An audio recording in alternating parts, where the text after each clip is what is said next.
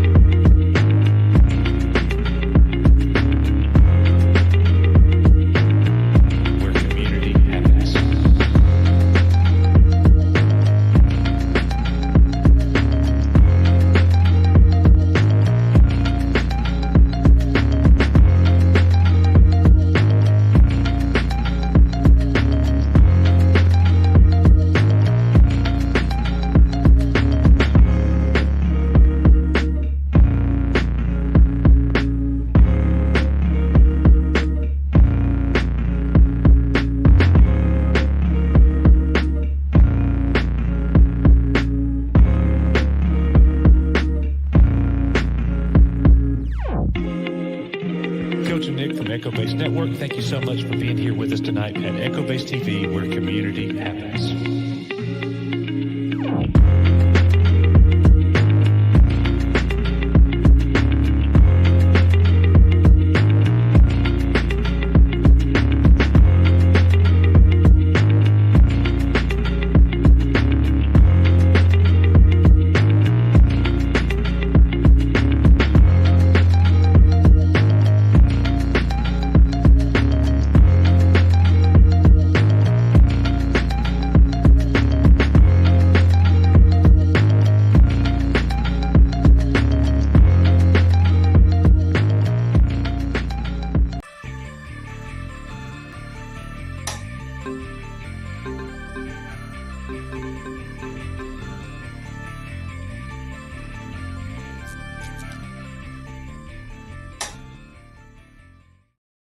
Welcome back, EBN members, channel subscribers. Thank you for being here on my birthday stream today. Birthday's not actually till tomorrow, but I'm not going to be streaming tomorrow because I'm actually going to be out doing other fun stuff. But thank you guys for being here. Thank you for all the birthday wishes in chat. Real quick, guys, let me go through this. There's 4 different ways you can support the stream here. This is episode 13 of the EBN cast. You can join our EBN membership, which starts at 99 cents a month. You get a free member chat every single month, emojis, access to our Discord, all that fun stuff. Patreon, of course, where we post tons of stuff that we cannot post here on YouTube. Also, our brand new merch store that Coach has worked very hard on getting up and running. A lot of cool shirts and stuff over there. And then, of course, Super Chats, which just helps you guys engage in the conversation. If there's something you guys want to hear our thoughts or opinions on, you can send that in via Super Chat, and we will hit your question and maybe even clip it and turn it into its own video. But without further ado, guys, let me bring in our regular panelists. Well, our new regular panelist, John Trent, who has taken over duties for Jonas, who is not going to be able to do the show anymore just because of family stuff and his schedule. It's just hard for him to be here every single Friday and commit to that. But we love Jonas. He's always welcome back to come on here if he's ever free on a Friday. And I thank him for being a part of the show as long as he has. And then, of course, Mr. Producer Man for EBN Cast, Mexican Iron Man. How you doing, buddy? Well, I thought Jonas wasn't going to be on the show because he refused to stream with a non-YouTuber like me. Well, he did say that, but he didn't publicly say that. He just told me that on the phone. John, how you doing, buddy? I'm doing great. It's good to see you. It's good to be back. Yep. Can't wait for this partnership or collaboration. Yeah, moving it's forward. going to be fun. Awesome. Glad to have you on board. Also, I guys, say that it's not John Trent. It would be the great John Trent. That's his full name. yes. That's what's on his birth certificate. What am I, a Russian czar? Am I a Russian czar here? What's going on? If anyone is a Russian czar of news and information, of pop culture, and the things we care about in this space, it's you, buddy. So yeah, you are now the great John Trent. Appreciate that. Yep. If you guys don't know John, he was over at Bounding in the Comics for a long time, and now he's over at That Park Place. Links in the description for you guys to go check out all the great articles that he does over there. As you guys all know, we try to have a special guest here every single week. And this guest that we got today is his very first time on this channel. We've had this channel for 5 years, and he is a good friend of the channel. Absolutely love this guy. Everybody, welcome Jeff Hicks. How's it going, buddy? It's going great, man. Thanks for having me. It's funny that I may have never been on your channel, but we've been streaming together for years and hung out and all kinds of stuff. Yeah, so, long time. Thanks for having me. Yep. Glad you're here. And you're on camera now. I saw that on side scrollers when you were over there, and a couple other times. I was like, oh wow, Jeff's actually on camera now. I love it. I moved. I got my collection set up because I'm an Ollie's toy guy. I make all these damn videos, but I can't make a toy video if I'm not actually a toy collector. So I got all of my stuff behind me now. I actually have way more stuff than this is like maybe 20% of what I own. So I got to get a big house for that. But yeah, happy to be here. You got any Rays or Rose Ticos back there? Not here, but I don't. This isn't a joke when I say it on the show. I was sent over 60 Rose Tico figures because there was a website clearancing them out, and somebody bought everyone and sent it to the PO box. So I do have like so many Rose Tico figures. I don't know what to do with them. So if anybody wants one, let me know. We'll send it to you. Yeah. And you got an event coming up this month in March. Oh, Horror Hound? Yeah, I'm going to be at Horror Hound here in Cincinnati on the 22nd through the 24th. I just got back from Seattle. I went to Emerald City Comic Con. We have some content coming out from that. I got to hang out with one of my other YouTube buddies from the 3POA podcast, Laser Pants. And then I'm going to WrestleMania, and we got a fan meetup in Philadelphia in about a month. So, you know, WCBS, we're putting the world in world-class BSers. So find us. We're coming everywhere. Awesome. Yeah, I'm actually going to try to make it up there to Cincinnati. Sweet. Yeah, it not 100% guaranteed, but it's like a 70% chance that I end up making it up there. We'd love to see you, man. Yep. And what are the dates on that? March 22nd through the 24th. 22nd through the 24th. Okay. Let me shoot an email to the guy that runs the con. I might be able to get you a badge for my table, and you could just work our table and come hang out, because that way you get a whole weekend pass for, you know, not the price of a ticket. So. Awesome. Looking forward to it. Yeah, I'll stay in touch with you, and I'll let you know. So kind of what we do here on the show, all of us on the panel here all kind of bring something to the table that we want to hit on. We don't really cover, surprisingly, a whole lot of Star Wars news on this, because I've kind of been moving away from that. We of course still cover it, and it's still kind of the main talking point of the channel here, but I kind of wanted to do this show to kind of talk and about other things in pop culture that I want to talk about that's not Star Wars, because honestly Star Wars is dead and it sucks under the leadership. Hey Nick, newsflash, there never is any Star Wars news anymore. Yeah, pretty much. But surprisingly enough, I actually got one for today. What? First time on this show, I'm talking a Star Wars topic. But I found this to be kind of funny and interesting all at the same time. And this article right here over at Slash Film is talking about the bad news for Star Wars fans who want Obi-Wan Kenobi season 2. Now, season 1, everybody's seen it, was an absolute joke.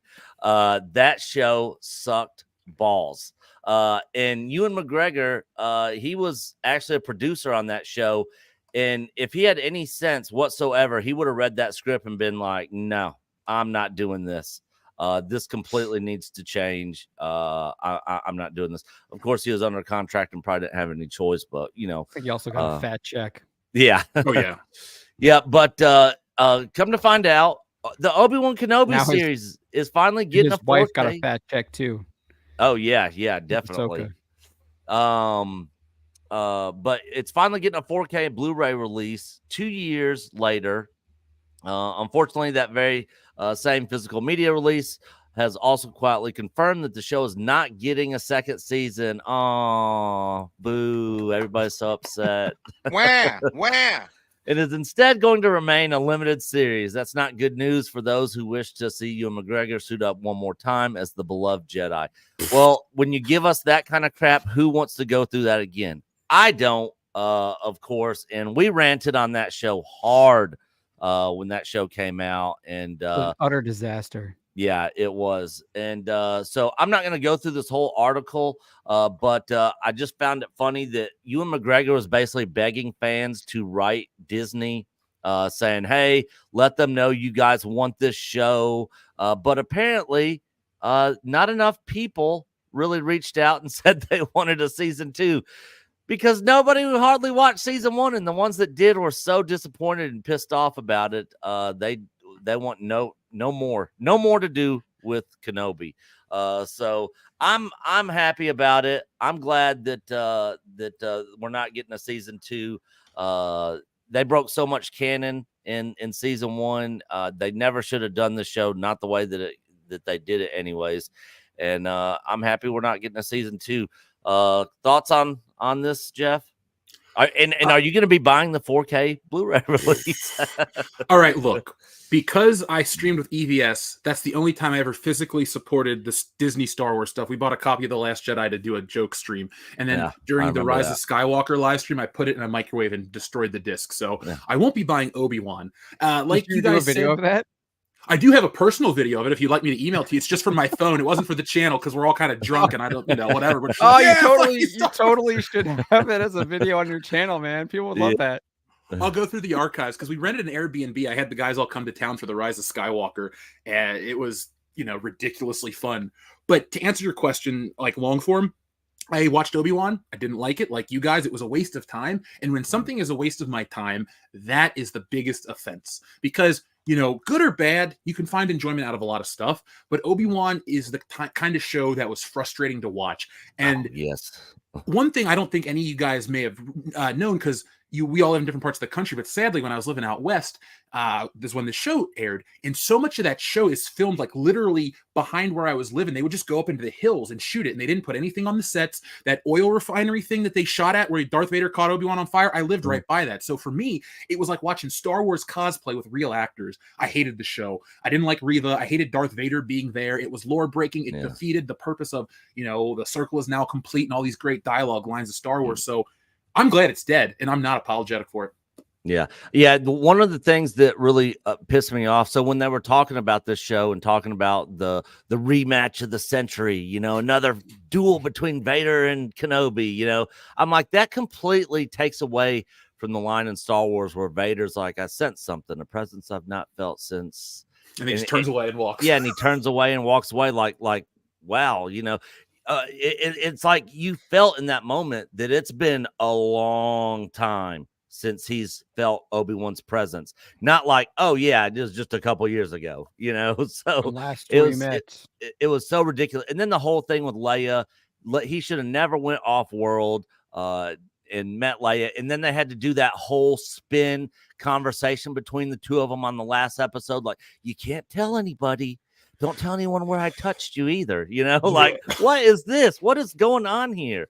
They're trying to reform the square to fit in a round hole. But yeah, it was a disaster. Mike, thoughts on this? And will you be getting the 4K Blu-ray? Absolutely not. No 4K Blu-ray. Look, things are so lame here that I've gone from being a lightsaber collector to not only have I not bought a lightsaber in a couple of years, but I haven't even charged any of the 27 that are hanging around my walls on both floors of my house. How many? I have 27 different lightsabers. Yeah, that's awesome, dude. That is really. And he brought them all. He brought them all to our EBN meetup at ICC in Nashville. That's awesome. Year. He brought all of them there, and we have pictures and video of everybody with lightsabers. Yeah, it was an awesome time. We had a tournament this October. It was pretty cool. If I can make it back to EBN again this October, I don't know if I can, but if I can, I'm going to bring. I'm going to bring all 27 of them again, and we'll do a tournament. But no, I mean, look, Nick, let me be the first to call you racist for not supporting season 2. You clearly do not care about Reva. No. You clearly are racist And a bigot. Don't this forget behavior cannot be tolerated. Yeah, 100% racist. Happy and birthday, bigot. by the way. Happy birthday, racist. happy racist birthday. Yeah, hey, I try. John, thoughts on this news, and will you be getting the 4K? I will not be getting the 4K, and this is great news. It is time to celebrate. We don't have to see a disastrous second season of this anymore. I guess the only bad news about it is we can't monetize the disaster anymore. But at least that's the thing I'm looking. We're not. That's the thing I'm looking. Our minds or like just going through agony watching it.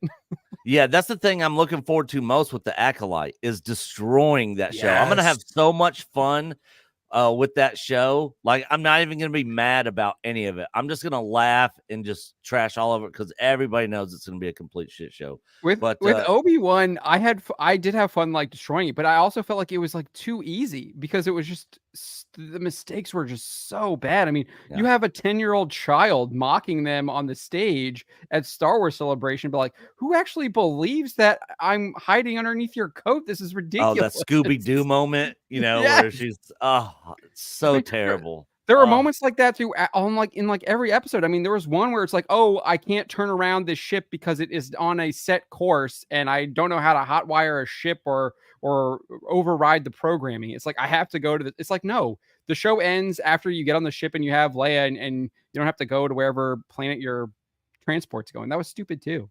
And do you remember Wade, how people were so upset over the passing of Wade? Didn't you guys feel the emotion in that moment when Wade died? The character that had like 2 lines in one episode. Who's Wade? Wade, first of all, about Deadpool. Yeah, Wade. Yeah, I did too. I was like, Wade was one of the rebel characters who had like 2 lines of dialogue, who died, and then they spent like 10 minutes talking about how he how upset and sad everybody was that Wade was gone. I was like, who cares about this Wade guy? I don't even know who he is. Was he the black guy? The leader of like their little like enclave? Yeah. You guys know what this is, right? An obelisk from 2001: A Space Odyssey. Correct. And at the time that look what I did at the time. If the sticker's still there, blow me up. Wade. Oh, that's freaking hilarious. Yeah, I never understood why they spent so much time on the death of Wade in that. I'm like, nobody even knows this character. He had like, is he the pilot? Dialogue. Yeah, he was one of the pilots when on the rescue got shot in the snow, got shot down in the snow speeder. I have emotion for like any rebel pilot that dies at the first Death Star, even that one Ewok that dies, or the people that get blown up on Hoth. I'm like, oh man, these rebels are fighting for their lives. They got to tear down this evil empire. Anytime I see somebody die in a Disney Star Wars show, it's like completely flat. There's no feeling because it's not Star Wars. It doesn't look like it. It doesn't feel like it. They got rid of Ben Burt, so it doesn't sound like it, which is the biggest problem, because there's studies that show you, like with independent films, they tell you if you want to be successful, you make sure that your audio processing is the same quality as a real big budget film, and that's how you can step up. That's what John Carpenter did with Halloween. He made sure that he went to MGM to master the sound so it didn't sound cheap. And so when you take out those sounds that we're all, living with here for Star Wars, it doesn't feel like it. And it's a hollow, crappy movie or TV show, excuse me. So it's just every element of Disney Star Wars is bad. Yep, absolutely. Well, guys, that is the news for Kenobi. I know everybody in chat, just like everybody here on the panel, is very upset and sad that we're not getting a Kenobi season 2. But no F's in the chat for Kenobi. Yeah. Yeah, but real quick, guys, Brandon the Anime Guy, member for 21 months, RIP creator Dragon Ball, Akira Toriyama. Yeah, Toriyama, one of the most beloved manga creators of all time. Yes. And real quick, Mike, tell a story or something. Give me 1 second. Tell a story or something. Okay, well, how about we read some of these super chats? We got some super chats that came in. And we were just reading Brandon, the anime guy. We got Matt Cave Gaming, who's been a member for 36 months, who says, "Happy birthday, Nick." I know you can hear me. Nick's on the speakerphone. Nick, you've helped me. Well, we'll come back and do that one. That one looks very personal. Oh my God, we've also got Matt. You better keep on these. Mattaween. You got some pretty good super chats here, buddy, Nick. Yeah, I know. So I just wanted to go grab. My brother got me this when he was over in Japan. Cool. And That's awesome. sent this to me. Me and Coach are huge Dragon Ball Z fans. It's one of the greatest shows ever. Yeah. Yep. So yeah, it's sad that he passed away. I did not know that until I saw Brandon's member chat in that. So yeah, that sucks. Matt Cave Gaming, member for 36 months. Happy birthday, Nick. You've helped me reach so many milestones, and I can't thank you enough. You and Coach truly changed my life. EBN forever. Hail to you, Matt Cave. And Matt Cave Gaming, great channel, guys. If you guys are not sub, go check him out. I love his retro gaming stuff that he does over there. Still waiting on you to finish Remake. Have you finished Remake, Matt Cave? Rebirth's out. I'm already on like chapter 9 in there. Absolutely love it. And then Steve Yarnell with the big $100. Hail to you. Hail. Good sir. Happy birthday, Nick. Here's 100 Republic. Is it Dataris? I'm not sure. I can't remember how you pronounce the Republic credits. Credits will do fine. Hail to you, Stephen. Thank you so much for that generous super chat on my birthday. You, good sir, get your own special super chat video.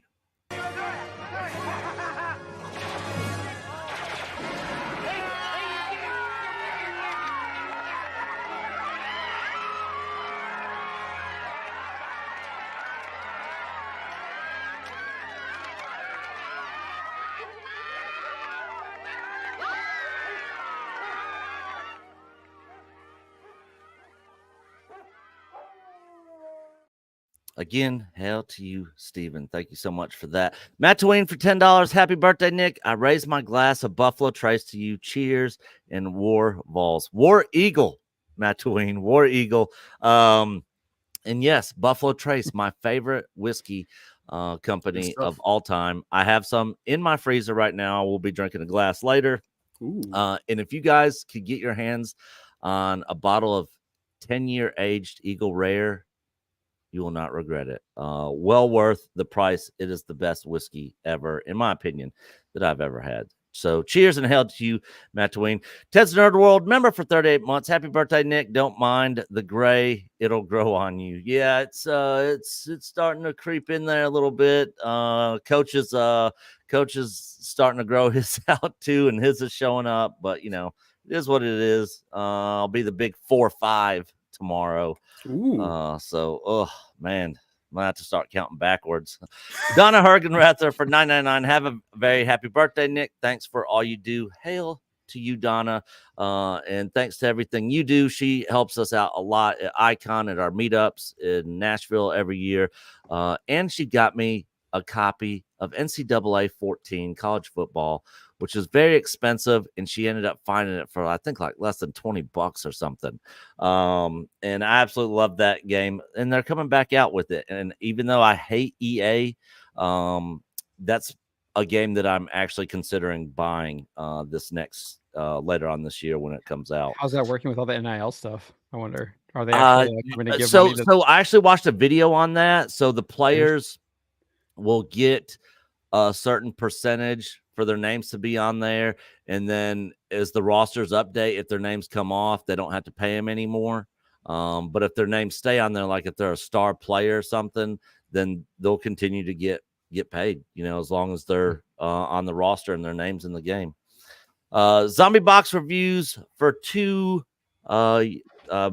is that pounds or euros? Yeah, pounds. Happy birthday, Nick. Nice to see Jeff on this channel. Absolutely. Hail Zombie Box reviews. What's up, man? So that is all of our super chats. We are caught up on that.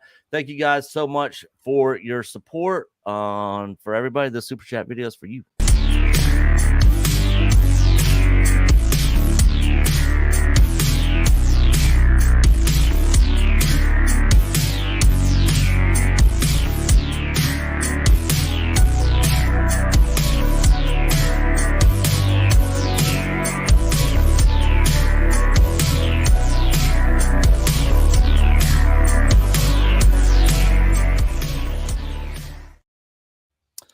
All right, John, you are up, good sir. What do you got for us today? All right, I got a couple ones here, but I thought this one was really interesting. We got Juggernaut actor Vinnie Jones. He played the Juggernaut in X-Men: The Last Stand, and he basically admitted that he turned down the role to reprise the role for Deadpool and Wolverine because they don't have enough money to pay him to be in the suit. Wow, So I interesting. Okay, I thought this was just hilarious. Just kind of shows the state of the Walt Disney Company and Marvel Studios, that they just all of their disasters are coming home to roost, and they really just don't have any money anymore to fund their new projects. So they got money for lawsuits and fighting off proxy wars, but they don't have money to put out product that we want. Apparently. Nope. So he did an interview here with Yahoo Movies where he explained why he turned down the opportunity. He says, funnily enough, I just got asked to do Deadpool, the new one now. And I spoke to the director and I just said, it's such a drama putting that suit on mentally and physically. I mean, it had its mental toll as well because you're in it and you can't do anything all day. You can only drink through a straw. So we couldn't strike the deal for Deadpool. So it sounds like there, you just didn't want to put the suit back on and all that stuff. But then he said this right here. He says, but Deadpool's my favorite movie of all effing time, more or less. I really wanted to do it, but they didn't have the budget to put me in the suit. So he's saying they just didn't have enough money to basically recreate the suit, I guess, and stick him in it. Wow. So right now we know that the budget on that film is $250 million minus the advertising and marketing. So you're looking at like, God, what's that going to be, Mike? Like right around like 500 million, like total between advertising and print costs and all that sort of stuff. Yep. So this movie. Yeah. All right, John. We know they brought in a bunch of big stars and things like that. We just got confirmed like Jennifer Garner's coming back to play Elektra. We know Hugh Jackman's in it, obviously. So, and there's like rumors that there's a bunch of other people in it too. But clearly, Vinnie Jones is like, they couldn't pay me enough. They don't have enough money. Wow. I don't know. I just thought. That's not surprising to me at all. Just like Mike said, they got money for all this other stuff, but not to make product. And this is my most anticipated MCU film coming out, but the more I hear about it, the lower my expectations become on this, because if the rumors are true, this actually isn't Wolverine in this. It's just Hugh Jackman, the actor who played Wolverine, who's in it. Really? Wait, what? Whoa. That's too meta. I don't like it. That's Where did you hear that? Wait, not saying that's true. They can't be doing that. Yeah, so they're that's dumber than I thought if they're doing that. Yeah, that's You've the rumor. seen their movies, John. You know what they'll do. I know. Jeez. So yeah, like I said, the more I hear about this, the lower my expectations get. But I love Deadpool. I hope they knock it out of the park with this film. Jeff, thoughts on this role in this movie? I liked Vinnie Jones as the Juggernaut because he did the internet meme. That's about it. I mean, Juggernaut, I know they're doing like multiverse stuff, and overall, like, let me just start at the beginning. I'm not that excited for Deadpool, but I'm also not like worried. I love the first one. I didn't like the second one. I haven't really liked a lot of Marvel movies since, I can't even say Spider-Man, because I only like the ending of that movie. So as a comic book guy myself, I haven't really been digging this stuff. And so you can throw all the Fox actors at it. Like the Deadpool joke worked in the second one when they opened the door and there's all the X cast. That was a good joke. This is just kind of like an extra beat, and I'll go see it for the channel. We'll talk about it, but I don't have high expectations. I actually am kind of dreading it because I love Ryan Reynolds. He's funny, but I'm afraid this is going to be too over the top, and they'll rely on like the cringy jokes to like add out the rest of the movie. And I really don't want to watch a 2-hour movie of him and Hugh Jackman just making personal jokes. Right. So Jeff, I was going to ask you this question as a fellow comic book guy. I was more of a DC guy than a Marvel guy, but I think when Deadpool came out, like what was refreshing is that it was kind of that biting humor, that kind of stuff, against a backdrop of a slew of other movies we were getting in the Marvel universe that were very serious, that had high stakes, that were really doing important things visually in terms of comic book stories. But at this point in time, what they've been trying to give us something serious has turned out to be a joke, whether it's on Disney Plus or otherwise, because it's all sucked. I think now with this thing coming out, I mean, it's kind of like what I'm with you 100%. I think it's going to be like 2 hours of telling jokes. You know, what I think what no one's understanding about superhero movies is that we need real superhero movies back again. If they're going to save the genre and put something back up on the screens that we're going to like and get back into, they've got to give us something serious that we can get back into. Because if not, I think most of us are going to stay checked out. Yeah, 100%. I mean, I think there's a lot riding on James Gunn and Superman more so than Deadpool, because for 11 years, I've had a bad taste for DC in my mouth. I know some of those movies are better than others, and some of them are hits. I can't act like they're all flops or anything like that. But as a guy who was a Marvel kid in the comic books and the games, but it was a huge DC kid for the animation and the toys, I do have a special place for DC in my heart, and I hope that they succeed with that. But with Marvel movies, like, it's just... It really, I hate to be that guy again, but it feels like we came to the end with Endgame and everything else is just a, after story that it doesn't matter. Like Phase 4 was terrible. And now we're going to go into like Fantastic Four and all these things. I mean, this is too little too late. And it's kind of embarrassing. I'm probably going to walk out of some of these movies going, why did I waste 2 hours of my life? So I'll go, here's the last thing I'll say about it though. I do give every movie a fair shake. I go in completely open-minded. That even included shit like Captain Marvel, 5-6 years ago on International Women's Day. So like, I always give these movies a fair shot. And if I hate them, I hate them. I always give the review. So expect honest reviews out of that, folks. But those are just my feelings going in. Real quick, Jeff, what is a movie that you had low expectations of that you can remember that you went and saw and you're like, that was actually really good, and I actually recommend people seeing it, and I thought it was going to be dumpster fire? Has there been one? Oh, there's tons of movies, man. Because I'm a big movie guy. I know I talk about like geek culture movies on the channel because it's what our audience wants, but I watch anything. I will say I did unironic. I had Madam Web was so bad it was good, so I had fun watching that. It's not a good movie, but I mean, God, there's honestly, you just caught me off guard. There's too many to think about. There's a lot of movies I've gone in and thought, this is going to be stupid. I'll tell you one movie that I had no expectations for that I thought was amazing, because I see the 4K disc over there, like The Maltese Falcon, because a lot of the older noir films I just kind of don't have an expectation for, and I go in and I watch it and I'm always blown away. So there you go. There's an answer. I think everyone should watch The Maltese Falcon. It's one of those. I've not ever seen that. Awesome. Humphrey Bogart's the man. Maltese Falcon. I'm going to put that on my list of things to watch. It's from the 40s, so it's really slow and old, but it's a kick-ass story. I think I like old movies. Same. I kind of grew up on those, with my grandparents and my parents. So yeah, my grandma loved Gone with the Wind. That was her.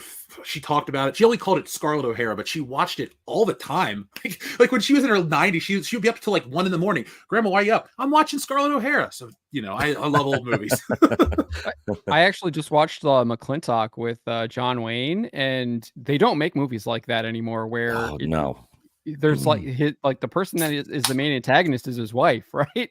And that's like the main through point in the movie. But there's all these other things that are happening where it's like in like these superhero movies, and I just feel like in movies in general now, there's always someone you have to like defeat or overcome or beat. And it's like this one main thing where it's like this was just like his life and him dealing with all of these things that were happening in his life, and I just it just kind of ends like the movie just kind of ends like we're done giving you the snapshot of McClintock's life and we're over now. I think so. I just from the writers back in the day were so much more broad in how they could consume literature and all the things they got. I think a lot of movies today, people just kind of consume like fast food of literature or the fast food of deeper culture. So their movies are just a product of their their deficient knowledge of how things work. So that's kind of why I don't think we'll get these like really interesting or different or these kind of movies on a bigger scale, because there's just not a lot of money in it and there's not a lot of people that know how to make it the right way. Yep. All right, John, anything else on this topic? Not really. This movie will probably do well at the box office. I think there's a lot of hype around it, obviously, with Reynolds and Hugh Jackman finally teaming up and bringing it to life. But I don't think it's going to save the Marvel Cinematic Universe. No way. Moving forward, the Fantastic Four stuff just like uninspiring. They still have Captain America without Captain America in it coming out. So they have like all these movies without the actual characters in it. They're Thunderbolts without the Thunderbolts in it. Like, so it's just what are they doing over there? Yeah, But, and speaking of Captain America, when Falcon and Winter Soldier came out, I really liked that show at the beginning, and I liked the Falcon character a whole lot more and had a lot of respect for his character in that show because he turned down the mantle of Captain America. Then the other blonde hair, blue-eyed guy came in and was trying to be Captain America, and I hated that dude. But then as soon as he flips the script and is like, now I'm taking up the mantle, I'm Captain America. And then I was like, what? I liked you as Falcon. No, you're not Captain America. And then, of course, after that, I'm a racist, even though I hated the white dude first before he ever even got to that point. But, I just hated the crap he said, the whole terrorist. try better speech. I thought that was really God, bad. yeah. Oh, or the fact that he was working with the terrorist, like aiding and abetting the terrorist. Yes. Like, The whole point. going on? You guys were talking about older movies. How come bad guys don't have to pay for their crimes if they're, they look a certain way or this or that? It's like, come on, stop. We want good because we evil. can't have good guys and the bad guys can't be bad anymore. Yeah. You're wrong. You're Pretty not much. wrong, man. All right, John, what else do you got for us? All right, so this is something that I think you wanted to kind of Yes. discuss a little bit. Yeah. So I picked two of these stories that kind of give like a brief overview of what's going on. Obviously, the story is like constantly developing, and there's more and more people coming out of the woodwork, and there's just more things happening. It's But like every day basically- something new comes out. Oh, it's like there's like 5 things every day. I can't even keep up with it. It's just going so fast. But this is the gist of it. You basically had these 2 Sweet Baby Inc. employees, Chris Kindred and Maya Kramer, decided to try and cancel a video game player out of Brazil who created this Steam curator list that when I was first covering it had 20,000 followers. I think it's over 200,000 now. Over Had a 210. bunch of game. It's over 210. So had a bunch of like basically just trying to list off all the Sweet Baby Inc. games on it. I think originally there were some games on there that weren't actually Sweet Baby Inc. wasn't actually part of, like Forspoken and maybe Mortal Kombat 1. And I know Marvel Forspoken Spider-Man, was Miles one of Morales them. and Yeah. Saints Row and Starfield. Those are all on there. They've adjusted the list. There's 16 of them now. Some of the games that they have worked on aren't on there, like Alan Wake 2 and Marvel Spider-Man 2, just because they're not on Steam yet. But basically, they tried to cancel this guy and then get his Steam curator list banned. And here's this person right here, Chris Kindred, basically saying, like, report the F out of this group, report the creator, literally trying to cancel the guy for just creating a list that has all of the games that they're part of. I think it's a boycott list. That's what I see it as. So clearly that's what Sweet Baby Inc. I think saw it as well. Clearly a threat, but I mean, if you look at the list, he's like, don't recommend all of the games. So to me, it's like, don't recommend. It's a boycott. They're basically getting Bud Lighted. And then you had this person here, which is Maya Kramer, another Sweet Baby Inc. employee, but uses this and it's clearly trying to, if you go look at this one right here, probably requires some fighting from those with authority to like get these people like to stop what they're doing. And then she made it really clear here that she's talking about the Sweet Baby Inc. Detective Group, which I guess back in February 29th, it was only at 9,000. So you can see how much it's grown in like 2 weeks here. Yeah. Or like a little over a week, I guess. So clearly trying to get people at Steam and Valve to shut them down. And that's where all the backlash kind of started with, is people found out that these people were trying to cancel this guy, and people started digging more into what Sweet Baby Inc. does, who they are.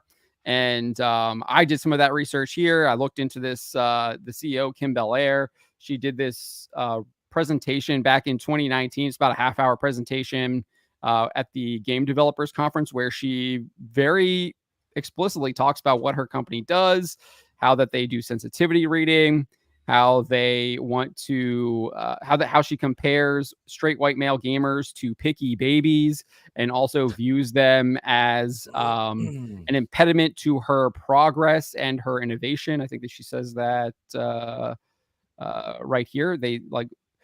They're losing and we're losing because we're going to let them stand in the way of our progress and our innovation. So that's what straight white male gamers are to her. And what's interesting too is that she also gives this example about how a video game developer basically brought her in, which was a mistake, but they did tell her no when she suggested they change one of their characters from a Frenchman to a person of color. And they're like, no, that wouldn't make sense. Like, they're already French. We've already diversified. But she's like, no, we have to make them a person of color instead. But they told her no. So that was actually a good on them, but they never should have brought her in the first place. But Agreed.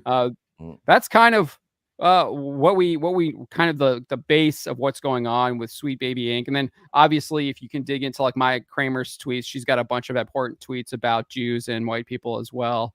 So a lot of despicable behavior going on over there from a lot of those, a lot of the employees that work with Sweet Baby Inc. And then we've seen numerous other developers come out. We saw a narrative person from Insomniac Games, Mary Kenner, I think is her name, who's working on the new Marvel's Wolverine game, basically coming out and defending Sweet Baby Inc. and confirming exactly what they do, but trying to say that that's not what they do. And then we just had a Bungie guy come out, I think today or yesterday. I just covered that too. So that's kind of the gist of what's going on with Sweet Baby Inc. But right now, it feels like they went to Kotaku. They tried to do damage control with Kotaku. PC Kotaku's Gamer basically copied Kotaku. We're seeing other kind of video game outlets basically aping what Kotaku did to try and create this narrative around Sweet Baby Inc. They're all ignoring the fact that they tried to cancel Cabrutus Rambo and the Steam curator list. And they're basically getting roasted by video gamers and everything. So but now it feels like after all that happened, it's individual developers from a lot of these AAA studios are now coming out to try and defend Sweet Baby. And that's kind of where we're at right now in this saga. Yeah. When I first heard about them, there was a clip and I've shown it on the channel before, but there was a clip that got released for the upcoming Final Fantasy VII Rebirth game. And it was this clip right here, Tifa, and how the scenes in it, she's very busty, which is how the original character always was. And they were going after Square Enix for this, saying this isn't realistic and that they needed to change this, and how they were like sexualizing women and all this other garbage nonsense. And Square Enix learned their lesson from Forspoken, which they were not the developer of Forspoken. They were just the publisher of Forspoken. And they did all this DEI, ESG, all this nonsense, checkbox marking stuff in that game. And that game flopped hard and people did not like it. And same thing with the Justice League, Justice League game as well. Published that. Yep. That game's terrible. Yeah. And so Square, was like, no, we're not listening to you. We're giving the fans what they want, and if you want to complain, I guess go ahead and complain. So they lost a lot of money on Marvel's Avengers, like a lot of money. Yeah, they lost a crap ton. I'm so happy too, because it wasn't even you didn't even get to play as the Avengers. It's a Kamala Khan story. It sold you through the Avengers, and the graphics were shit. It was like this. I'll spare it, but God, I hated that game. It was they learned a hard lesson on that game for sure. Yeah. So that's basically what's happening with Sweet Baby. I didn't even talk about the part. There's probably the most viral piece from that 2019 video. It's not. I don't have it. You can take this. Is it the coffee one? It's where she basically to a coffee manager and threatening them. Yeah, to terrify them. Blackmail. We watched it yesterday on the Side Scroller show. She's literally talking about basically. So this is 2019. Remember? So she's talking about weaponizing woke social media mobs to attack the video game developers because they aren't pushing this agenda. Like that's what I think she's specifically talking about right there. Because that was what they did. And we saw it. We all lived through that. We saw it play out in real time. We saw what they did with Gina Carano. Obviously it was effective there. So those strategies were working before Elon Musk took over Twitter, turned it into X. But this just is just another part of what's going on in the Western world. It's not just in movies and TV shows. It's in video games. It's in publishing, in books. It's in comics. It's everywhere. And I don't know when is going to be the tipping point for all these people to be like, hey, maybe this isn't working and this isn't really what people want, and are just going to, I guess, continually decide to keep losing money. I mean, Disney, Marvel, DC, Lucasfilm, you go on and on with companies across the board who are doing this kind of stuff and have been for years. And that's why a lot of people are moving towards independent entertainment and creators and stuff. Jeff, thoughts on all this sweet baby stuff and just this crazy DEI, ESG checkbox crap that's going on across the board? I think it's nuts. I mean, you know, you're talking about being a creator. That's why Woke Busters is a thing, to make fun of this stuff, because this is the stuff, and this is where I go with it.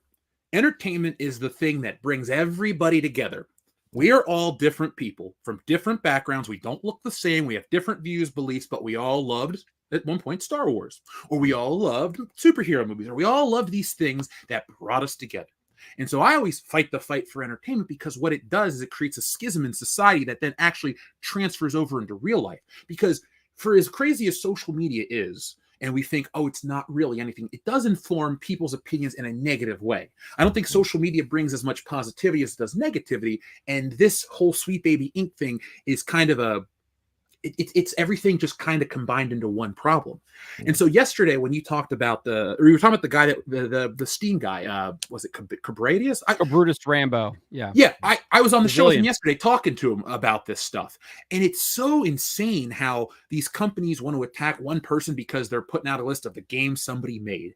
I don't buy any of this kind of entertainment. Now, I'm also not white. So when I hear any of this anti-white rhetoric shit, I don't buy a product. I don't think anybody's bad based on their skin color. Like, literally in Woke Busters, the joke is white people aren't bad. You yourself were white, and that triggers the villain. And then it goes on from there. I'm so tired of this mentality because it hurts. It creates a problem. It makes people only see the color of their skin. And it's something that we had overcome decades ago. I wasn't born in an era where this shit was a problem. You know, I may be 35, but growing up in the 90s, everybody got along. Race wasn't that big of a thing. That's what people don't understand.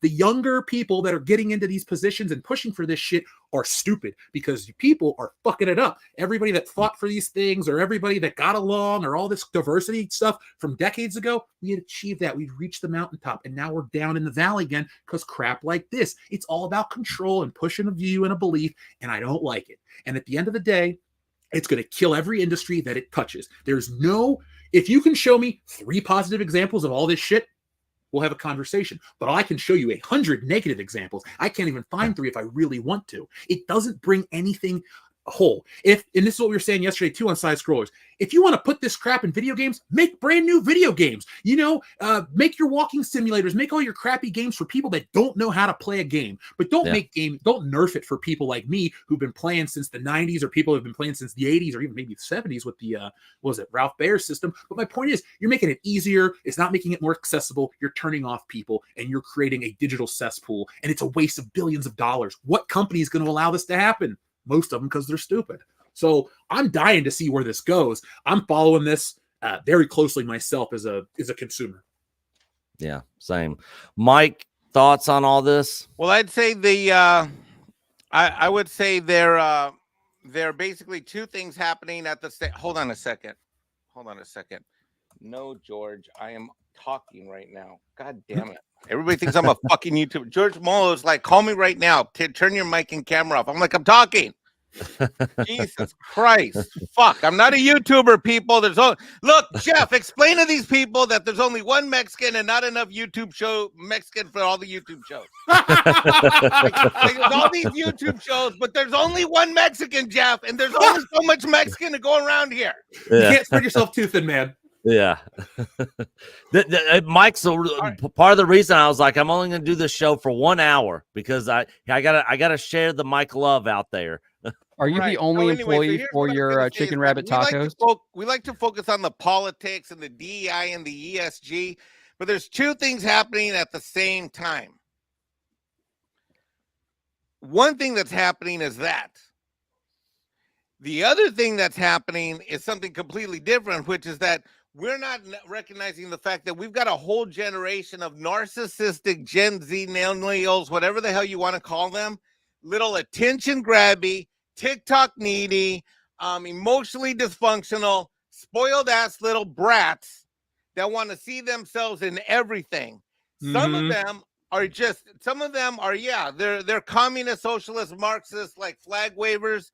The vast majority are just emotionally needy, insecure, talentless piece of crap hacks that have nothing to offer us as gamers, nothing to offer us as people that watch TV, nothing to have watched those of us who want about movies. And what they're doing is they see this DEI, ESG crap over here, and they're latching onto that. It would be like this. You know, Nick, I would really like to see more representation on Echo Base Network. Oh, That's why you and Jeff are here today. I know a guy who's Mexican, who's emotionally needy and wants to be a YouTuber. Obviously, this wouldn't be me because I never want to be a YouTuber. I know a guy that wants to be a YouTuber. And Nick, you better bring me on, because if you don't bring me on, Nick, I'm going to expose you and Coach for the racist you are. Yeah. Oh. Yeah. That's pretty much what you see. Terrify you. You know, it's like blackmailing. You know, we're going to do this if you don't listen to us or do what we say. You know, I've actually literally had people in my life that were like, if you don't do this, I'm going to expose you or tell this person this. And I'm like, go do it. I don't give a fuck. I don't care.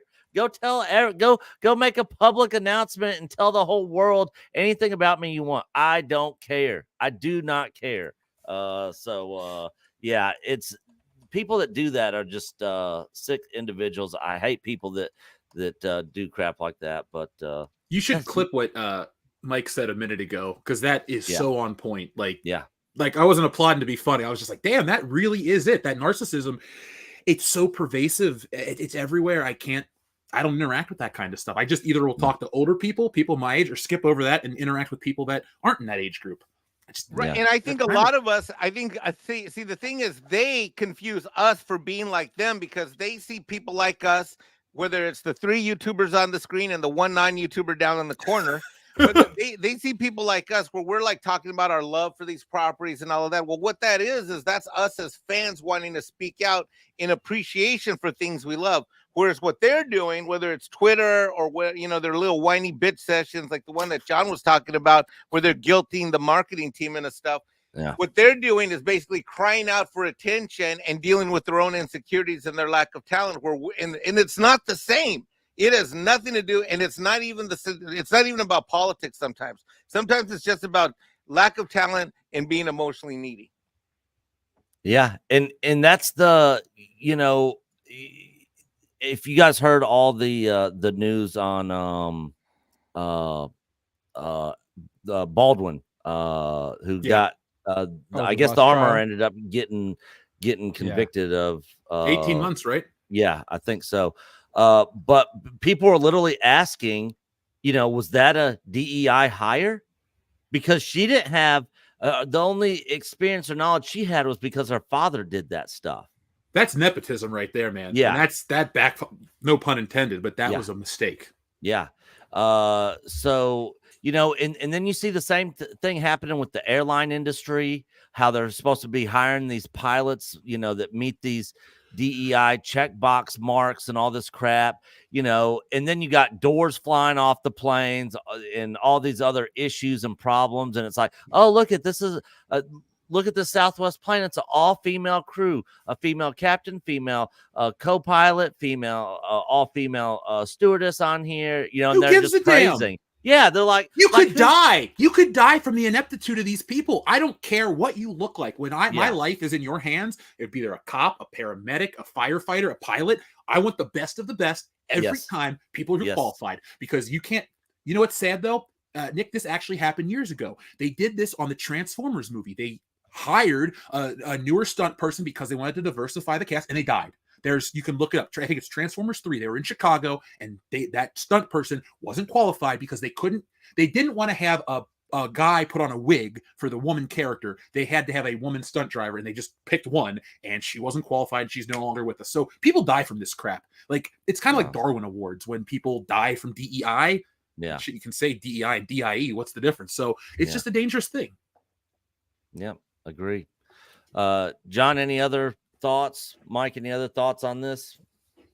No, I think we pretty much covered it. I mean, the one thing that I am liking is that we're just seeing all of these people just kind of come out of the woodwork and defend this stuff. And it's like, well, thank you. Now I know not to buy your company's games. Yeah. You've literally, like, it's just wild to me that a guy creates basically a boycott list, and then all these people, in order to respond to that, are like, yes, please boycott me too.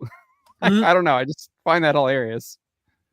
Yeah, and these are literally like Bud Light moments for a lot of these companies and stuff, and they're just putting it out there. That they're on their end, they think they're doing their good deed of the day, their virtue signaling, and like, hey, look at us. Like, you even saw the video of Bob Iger talking about Black Panther, like how he did that, we did this, we gave this to Black America, Black Panther, and all this stuff, and how it's like patting himself on the back.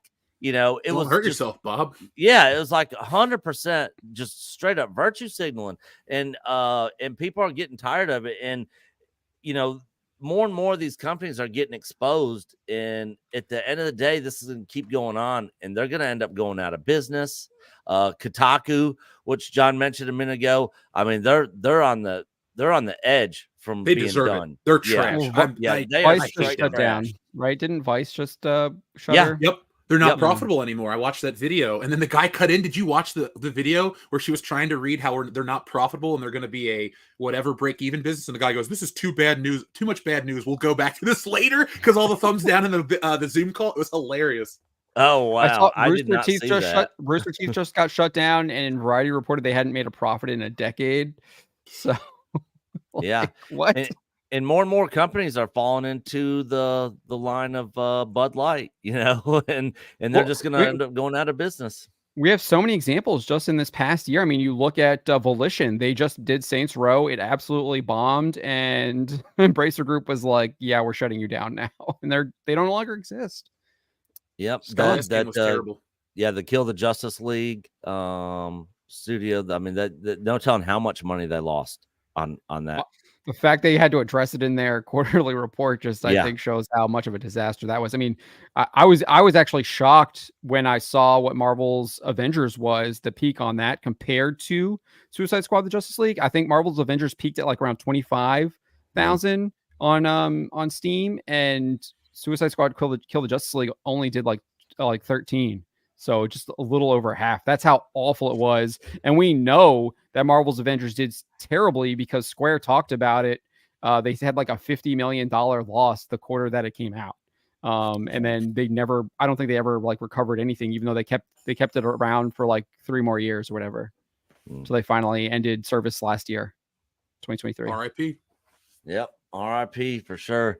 All right, guys, real quick here. WDW Pro, hail to you, good sir, for $9.99. Happy birthday, Nick. Great job with that Park Place, John. Much love to everyone on the panel. Great YouTubers, Mike. All. Yeah. Pro's so busy running his own channel, he doesn't take the time to understand who's a YouTuber and who's not. But I will re-educate him at our re-education training camp. Speaking of training camps, me and Mike will be going to a tactical training class this next month. Cool. Are you going to be bringing any chicken rabbit tacos? Well, good news, everybody. From our second harvest is here. The little guys have started popping out. So we're gonna get, with 4th of July around the corner, get your pre-order in for your Shang-Chi rabbit chickens. You can get them in packs of 6 and 12, and they're great for grilling, and they got 6 legs that are good for eating. You got your wings up here. I was gonna say, do we have wings? Can we get wings out of them? You got 4. Every rabbit chicken gets you 4 wings and 6 juicy legs. And here's the good news: no beaks to worry about. Well, I don't know where the butt is, but whatever. Anyway. Put me up for $2. Hail to you, WDW Pro. If you guys aren't subbed to the WDW Pro channel, definitely go check them out. Channel Starface. Hail to you, good sir. Member for 12 months. Happy birthday to the great Nick. Sorry I've been MIA. However, I'm just a few watch time hours away from monetization. Awesome. Hail, Channel Starface. Guys, go check out his channel. My pool game is vastly improving, but I still need to follow Falcon's advice and do better. Yes, Falcon knows all. Do better. God bless. When he Hell says to you. pool game, is he mean billiards or does he? Yeah, mean, yeah, like, yeah, swimming pool? yeah. So his Okay. channel, he does a lot of different stuff on there, but he's a big pool player, and so he'll stream a lot of that of his gameplay and stuff. Oh, I cool. like playing pool. I'm probably not even half as good as Channel Starface is. He's really good. I've watched some of his videos and stuff, but I love playing. So hail to you, Channel Starface. TLJ Screwjob for $1.99. Square Enix, Tifa, and Aerith in bikinis. Yes. And I just got past the Costa del Sol part and all the cutscenes, and it was glorious. Thank you, Square, for not bending the knee to the whole DEI thing, because it was awesome to watch. Is Rebirth already out, or are you Yeah, talking yeah. remake? Okay, Yeah, it's been out Okay. for a week. Yeah, it's been out for a week now. And I'm already 60 hours in, I think. And I'm a little past halfway through the game. Tons of stuff to do in that game. Tons. GraphWeb with the $2 super chat, the most consistent man on the internet. Hashtag cancel Disney Plus. And you guys can get your very own hashtag cancel Disney Plus shirt over on our merch store. But thank you to WDW Pro, Channel Starface, TLG Screwjob, and GraphWeb for all of your support. This super chat video is for you. And they give us Pee Wee Herman bucks.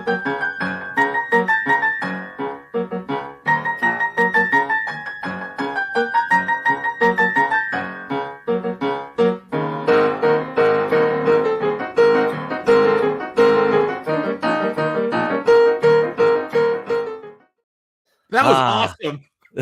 I love Pee Wee Herman. Yeah, the Book of Boba Fett. I went on Obi-Wan. Yeah, I went on such a long rant about that. Just and that whole conversation was about, and I was super drunk, by the way, because it's the only way I could get through Book of Boba Fett.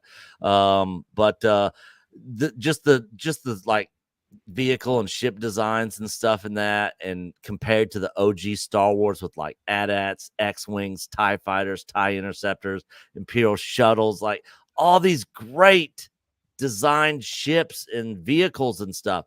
And then we get Disney Book of Boba Fett with the Vespa gang and stuff. And oh man, I just went on a huge long rant. That was no care. I mean, I remember watching a video about the guy who made the original Boba Fett armor, and he went to some store that was right there in California and put it all together. And then he said like he worked through the night just like beating it with a hammer to make it look like it had been well used and all this stuff. He like put all this care and time into like making sure it actually looked like it had been something he'd been wearing for a long time. And then what do we get here? We get brand new shiny motorcycle Vespas in the desert. Yeah. Boba Fett wears a dress. Yeah. And the for those of you that don't know, Boba Fett's Slave One ship, because that's what it's called, Slave One, was actually made from a street lamp there at Lucasfilm, at Skywalker Ranch. It was a street lamp, and so if you lay a Boba Fett ship down, you know, where the like it's landing mode and the little thing coming out, that's actually like a street lamp. And if you look at it, you unsee that now, Nick. Yeah, and now every time you look at Slave One, when it's like in its landing mode, you'll notice and see that it looks like a street lamp, because that's where the design came from. Like upside down. Yeah. Upside down street lamp. No. Well, I guess it would be technically the right side because it's concave. Yeah, convex at the top. Yeah, and it'd be flat on the bottom. So yeah. Yep. So anyways, guys, that is our show for today. I want to thank Jeff from World Class for making his very first appearance on my birthday stream on the EBN cast. Thank you so much. Tell everybody where they can find you at, what you got coming up in the Horror Hound meetup and all that good stuff. And like I said, guys, links are in the description.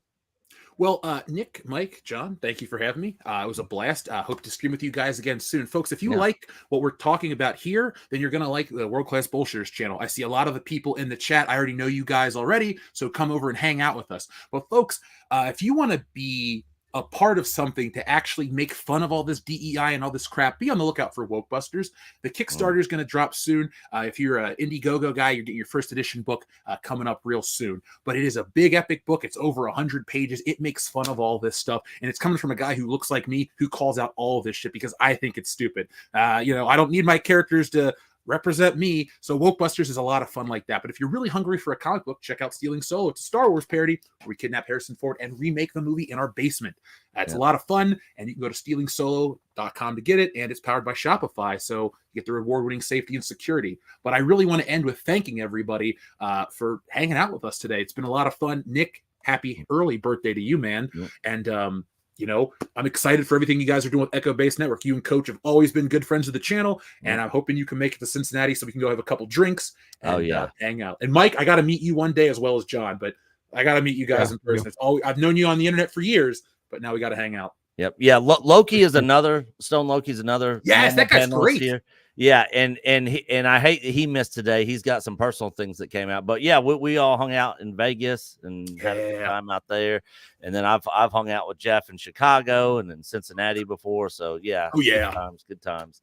Hopefully I can make it up there. And I have 2 copies of Stealing Solo, so you guys should definitely get a copy of that. Mike, what do you got going on? You and your non-YouTubing self. Well, I'm going to continue to implement my strategy to be a non-YouTuber. That means I will not be on any shows regularly that I know about unless I know about them. And I'm going to not care about my channel, not look at my sub count, and do everything I can to make sure that I never hit the number of hours so that I can get monetized. John, where can everybody find you? What do you got going on, brother? Yeah, so I'm always putting up stuff over on thatparkplace.com. We're usually trying to do like 6 to 8 articles a day, except for Sundays. And then obviously I talk about a lot of them on one of my YouTube channels, The Trent Report, where we discuss a lot of entertainment and what's going on there. It's usually critical of what's happening in the entertainment sphere. I don't really have a lot of positive to say about what's happening. There's not a whole lot out there. Yeah, I will say I am excited. I just got my copy of Unicorn Overlord, which is a vanillaware game that I've been looking forward to. So I'm really excited to play that today. Just came out. So that is something positive. I probably won't cover that on my channel, but I will say that is something I'm looking forward to personally. And then I also have a stock car racing channel where I cover NASCAR and a lot of like local short track racing across the country, like Lucas Oil Late Model Dirt Series, World of Outlaws, Cars Tour, things like that. So I cover both asphalt and dirt racing, mainly with the late model stuff. Scene and obviously I cover all the 3 big NASCAR series. That's over. You just search my name, John F. Trent, and that's how you can find that.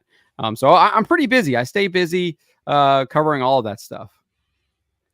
Yep, and thank you for joining the panel here on the EBN. And hope you have a happy birthday. Yep, tomorrow, Nick. Thank you guys. Again, thank you to Jeff for being here today. I hope all you guys have a great weekend. And until next week, as we always say here, you are Echo Base Network, and we'll see y'all in the next one.